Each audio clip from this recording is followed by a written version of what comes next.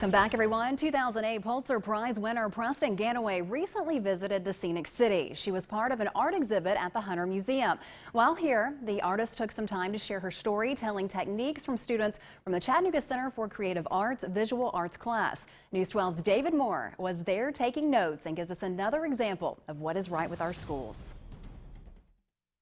So for nearly 20 years, Preston Ganaway has focused on the intimate stories of American families.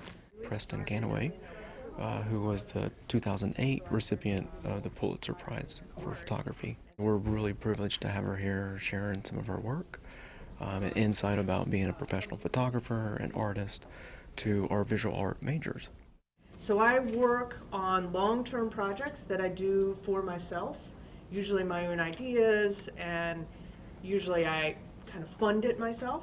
Anytime we can bring in a professional artist to showcase and reaffirm what we're doing here for our students is tremendously valuable. What do I think as an artist? What do you think art is? Oh, what do I think art is? It was really cool for me as a writer to be able to hear from a photographer, because I do some photography and I really enjoy the art, but I don't consider myself a photographer. And so listening to her and hearing her process on how she goes from concept to an actual physical piece, it was really cool for me, and it was really interesting to compare that to how I sort of bring like a poem to light.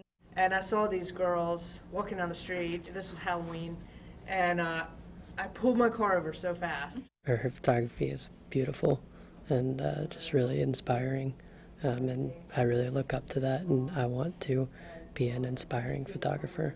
You know, their passion and their pursuit of excellence in the arts is a viable choice for them to make long term. Having somebody here that has been a practicing artist for 2 decades really shows that yes, there's a livelihood in self-expression. I would just drive around a lot and just look for people and situations that were interesting.